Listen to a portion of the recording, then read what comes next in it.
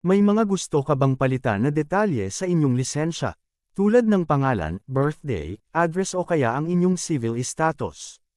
Ating alamin kung paano ang proseso ng pag-update, pagsasaayos ng mga kasalukuyang records sa inyong lisensya. Tinatawag din itong revision of records mula sa LTO. Ano ang mga kailangan dalhin? 1. Duly accomplished application for permits and license, APL, form. 2. Orihinal na lisensya. Tumungo na tayo sa revision of record para sa ika-una, pagpapalit ng pangalan o changing of name. Para dito, magdala ng alinman sa mga sumusunod o alinman ang naaangkop. A. Orihinal na kopya at pagsusumit ng isang photocopy ng court order na nagpapahintulot sa pagpapalit ng pangalan. B. Kung balo, widow, orihinal at pagsusumit ng isang photocopy ng death certificate ng namatay na asawa. C. Authenticated birth certificate, o Philippine Identification Card o kaya marriage contract. Ikalawang revision, correction of name, birth date. Pagtatanghal ng orihinal at pagsusumit ng isang photocopy ng alinman sa mga sumusunod. A. Sertipiko ng kapanganakan, TSA authenticated. B. Philippine Identification Card. C. Pasaporte. Ikatlong revision, changing of civil status. A. Orihinal at pagsusumit ng isang photocopy ng authenticated marriage contract. B. Kung ang kasal ay napawalang bisa na or annulled. Orihinal at pagsusumit ng isang photocopy na utos ng hukuman o kontrata ng kasal.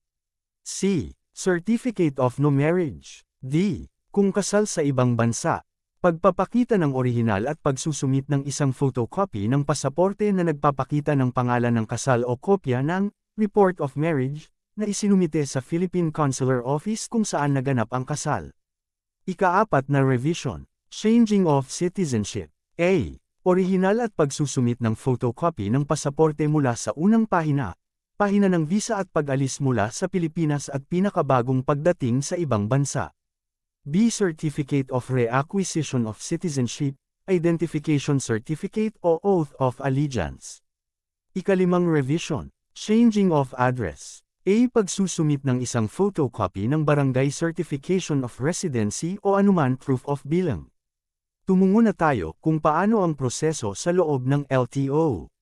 Dalhin ang mga kinakailangang dokumento. Pumila at kumuha ng numero para sa transaction.